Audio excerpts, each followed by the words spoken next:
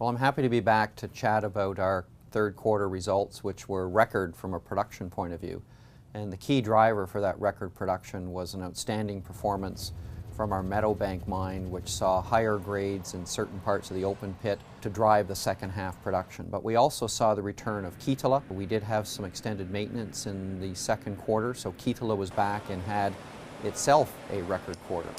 Third quarter costs on a unit cost basis are extremely attractive, and that's just not the result of getting more ounces because of higher grades at Kittilä and Meadowbank. It's also because our employees have done a really effective job on managing costs. And we're doing that through reductions in operating costs, reductions in admin costs. We've reduced some of our exploration budgets.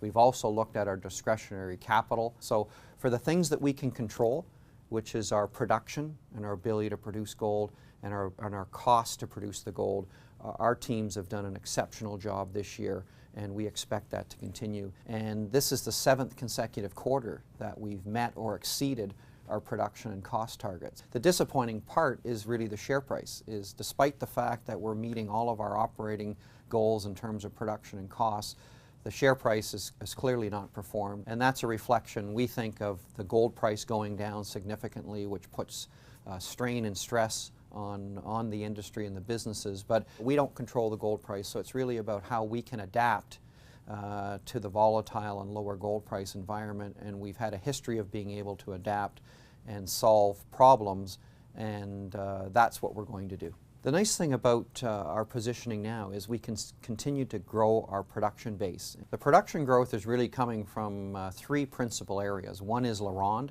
We've been working for many years to put in infrastructure in the lower part of the LaRonde mine where our gold grades are very high. So we've been mining for the last few years at well below reserve grade at LaRonde. Over the next 2 or 3 years, we begin to bring more tonnage from the lower mine, which increases the grade. So we're going to see a significant increase in output from LaRonde over the next 2 to 3 years. But we've also got the restart of Goldex. So our team has worked extremely well over the last couple of years understanding the issues there. And we've actually poured gold for the first time in 2 years at Goldex with the restart on the satellite zones. And we have another new mine starting, La India in Mexico. And that's a testament to our ability to do business in northern Mexico. We acquired that project 2 years ago, and from acquisition through acquiring surface rights, getting permits, through doing the engineering and construction, we're about to start pouring gold there. So it's really Goldex La India and accessing the higher grade gold material at LaRonde that drives the growth. In the gold business, it's really about long term. The gold price we don't control.